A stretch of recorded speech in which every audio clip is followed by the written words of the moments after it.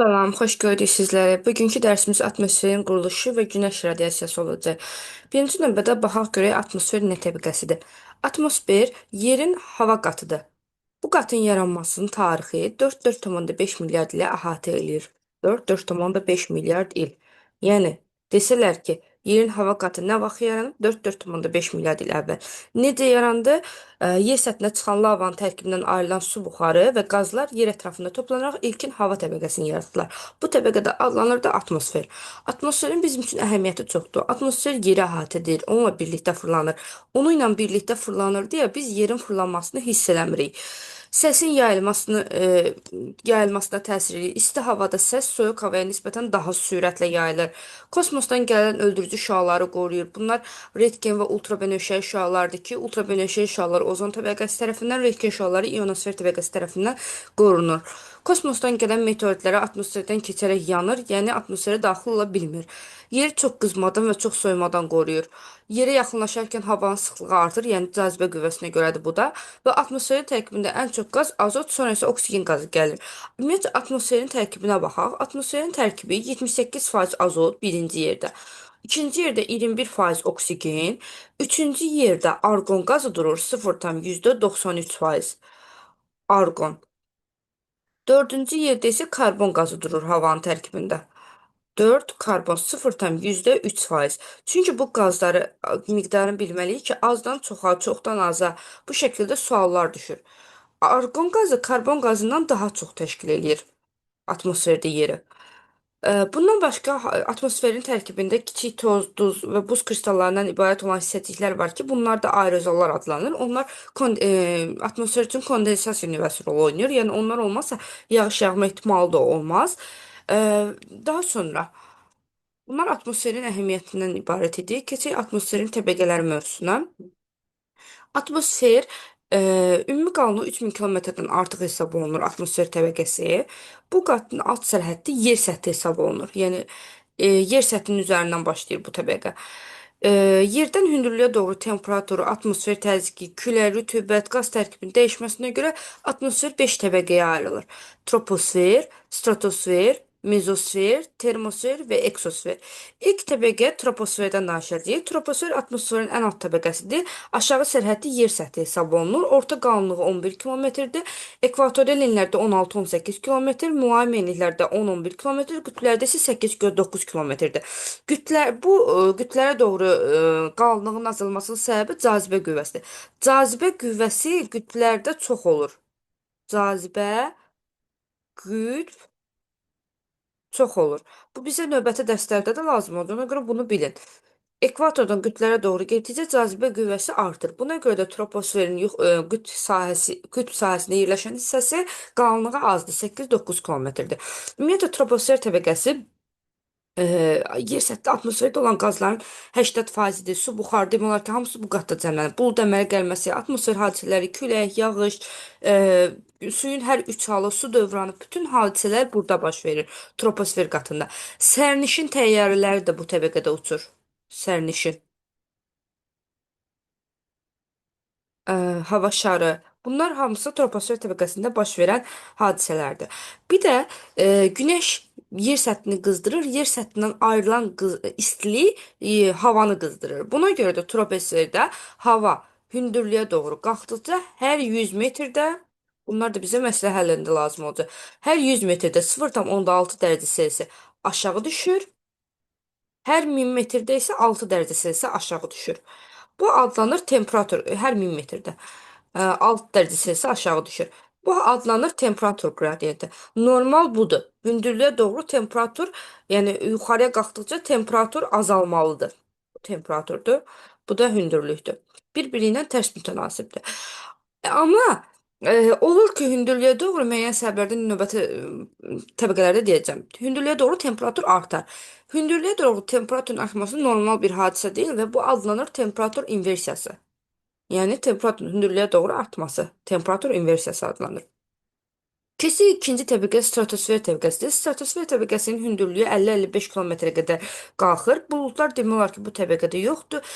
Burada səma göy rəngdə görünür, çünki hava seyrəkdir. Və atmosferin 80% troposferdə cəmlənmişdisə, 20% artıq stratosferdə cəmlənir.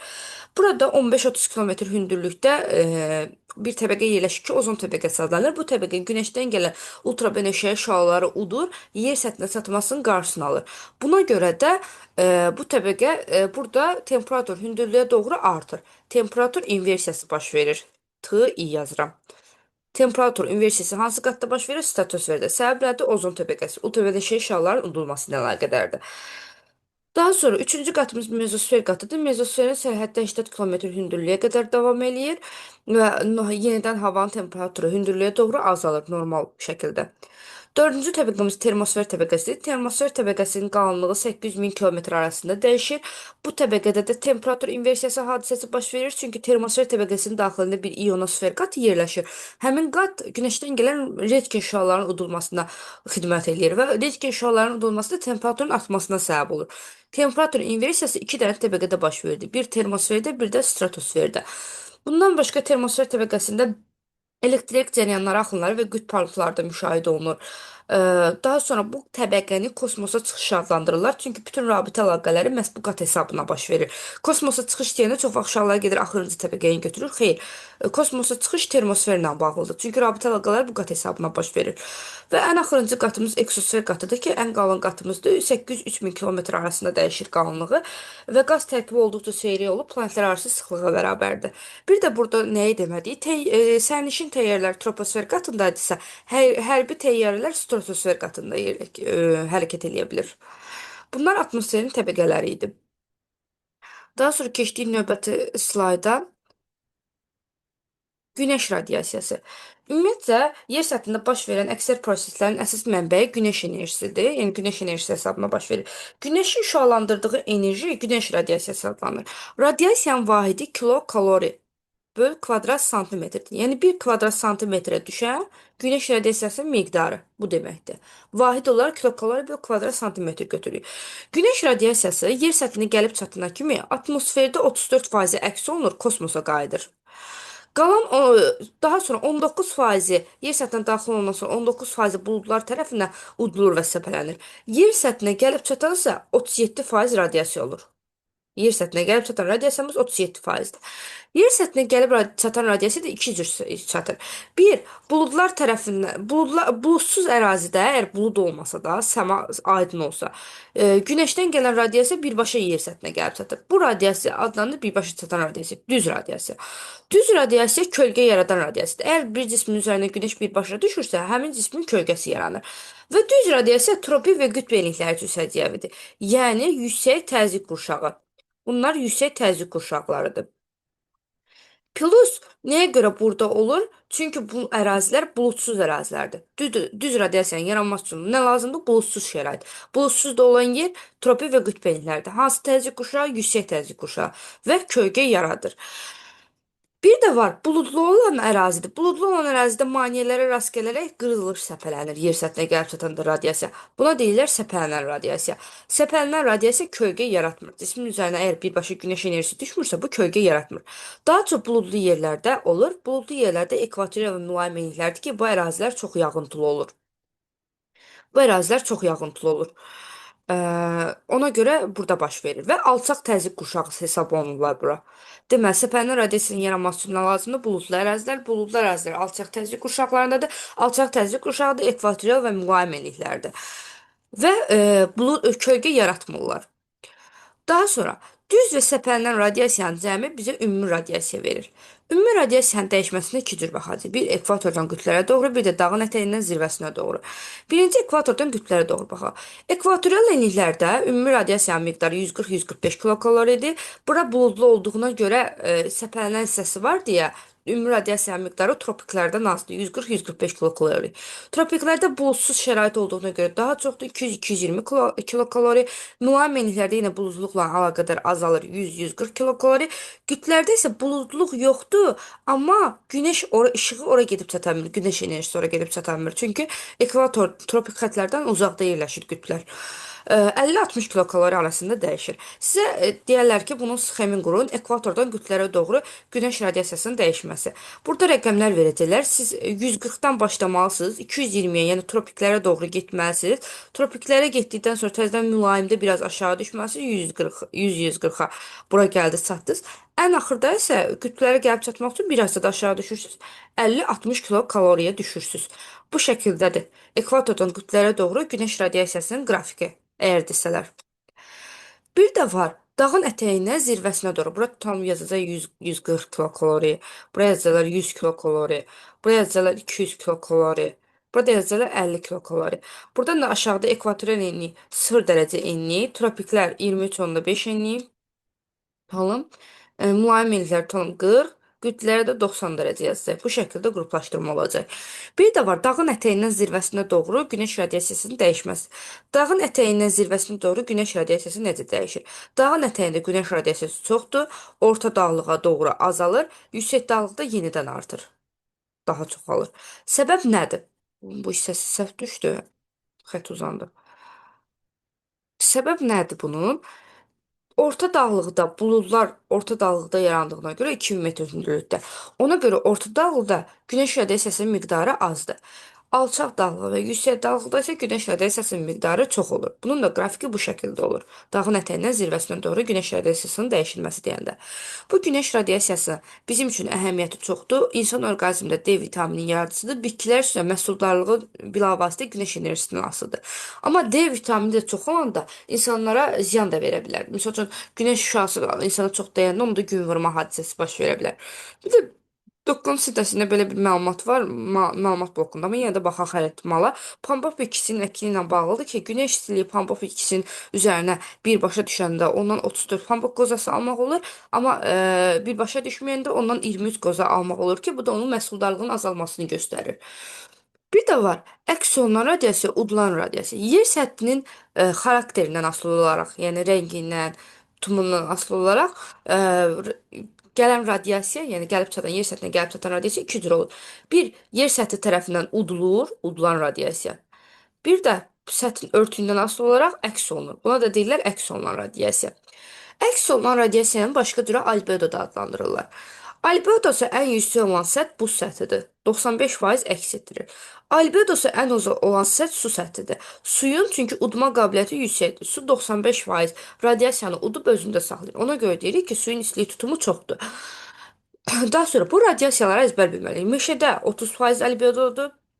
Torpağın albedosu 25%, qumun albedosu isə 40%dir. Bu albedoları əzbər bilinməlidir. Əks olunan udulan radiasiyanın cəmi də bizə ümumi radiasiyanı verə bilir. Bunlara aid məsələlərə bir ikisinə baxaq. Burada məsələdə nə deyir? Deyir, əks olunan radiasiya udulan radiasiyanın 4də 3 hissəsinə bərabərdir. Bir dənə yazırıq əks olunan burada. Bir dənə də yazırıq udulan radiasiya.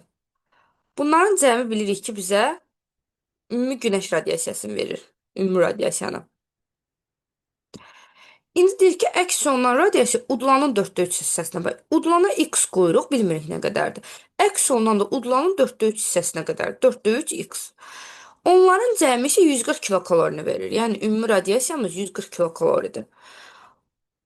Buna əsasən əks olunan günəş radiasiyasının miqdarını tapın. Heç nə. Toplayırıq. 1 tam 4də 3x bərabərdir 140-a. Buradan düzgün olmayan kəsirə çevirsək 4də 7x bərabərdir 140-a. X də bərabərdir vurma bölmə olacaq. 140 vurulsun 7-də 4. Buradan da alacağıq 80 kilokalori. 80 kilokalori. 80 kilokalori nədir? X-dir. X nə idi? Udulan. Əgər 80 kilokalori udulandısa, ya 4də 3-ü 80-də vurub əks olunanı tapacağıq, ya da 140-dan 80-də çıxarıq, əks olunanı taparıq. Bu da bizə verər 60 kilokalori. Bizdən əks olunanı istəyirdi, əks olunan radiasiyamız da 60 kilokaloridir. Həqiqətən 4də 3-ü də 80-də vursa 60 alasınız. Baxın 4də 3 vurulsun 80. X-i çıxırıq da indi buradan. Vurmaq kimi nəzərdə tutun. 4 ilə 80 gedər 20, 20 də 3-ə vurarsınız 60 kilokalori. Əks olunan radiasiyanın miqdarı 60 oldu. Növbəti. Əks olunan radiasiya udulan radiasiyanın 6-da 4 hissəsinə bərabərdir. Yenə baxırıq. Udulan radiasiyaya x qoyuruq, udulan. Əks olunan radiasiya isə altda 4x qoyuruq. Və bunların cəmi 200 kilokaloridir. Buradan alarıq ki, deməli 6-da 10x bərabərdir 200-ə. Vurma da əksini keçəndə bölmə olacaq. Oradan da 6-nı 20-yə vuranda eləyəcək 120 kilokalori. Bu da bizdə nəyindi? Udulan radiasiyanın miqdarıdır. Udulan radiasiya 120 kilokaloridir. 200 də ümumidir. 200-dən də 120-yi çıxarıq, alınan əks olunan. Yəni 80 kilokalori cavabımız. Və yaxud da yenə də altda 4-ü də 120-yə vurub 80-i ala bilərdiniz. Üçüncü məsələyə baxaq. Ümumi günəş radiasiyasının miqdarı 120 kilokaloridir. Onun 10 kilokalorisi buludlar tərəfindən Onun 10 kilokalorisi buludlar tərəfindən əks olunur və səpələnir. Yəni yer səthinə gəlib çatmır. 120-dən çıxarıq 10-u, yerdə qalar yer səthinə gəlib çatan 110 kilokalori. Atmosferdə yəni buludlar tərəfindən səpələndə, yəni yer səthinə gəlib çatanmadı. Yer səthinə gəlib çatan 110 kilokalori oldu. Deməli, məsələmizdə əsas bunu götürəcəyik biz ümumi radiasiya kimi. Səthə çatan günəş radiasiyasının 40%-i yer səthi tərəfindən əks olunur. Udulan radiasiyanın miqdarı müəyyən edin. Yenə udulan və əks olunan yazırıq. Bunların cəmi bizə ümumini verir. Ümumi radiasiyamız neçə oldu? 110 kilokalori. Qoyduq yerinə. Və deyir ki, səthə çatan günəş radiasiyasının 40%-i əks olunur. Əks olunan radiasiyamız 40%-dir. Ümumi radiasiyamız da 100% deməkdir də bizə. Bu 100% verir. Əgər 100% ümumidirsə, udulan 40% isə, deməli əks olunan radiasiyamız da 60% olacaq. 60% əks olunacaq. İndi bizdən hansını istəyir? Udulan radiasiyanı. Udulan radiasiya bildik ki, yerlərini dəyişik yazdıq. Əks olunanlara deyirdi. Bir dənə rəqəmlərin yerini düzəldək. Burada deyir ki, əks olunur. 40% əks olunur. Əks olunan bura yazırıq. 60% isə udulana yazırıq. İndi deyir ki, udulan radiasiya miqdarını tapın. Udulan radiasiya bildik ki, ümumi günəş radiyasiyasının 60%-dir. Bizdə də ümumi günəş radiyasiyası 110 idi. Yazırıq 110 kilokalori 100%-dirsə, bəs həmin kilokalorinin neçə kilokalorisi 60% verər bizə? 60%-ni tapmalıyıq. 110-u vurarıq 60-a, bölərik 100-ə. Buradan da alarıq 66 kilokaloriymiş udulan radiasiya. İnşallah ki, hər kəsə aydın oldu. Bugünkü dərsimiz də bu qədər.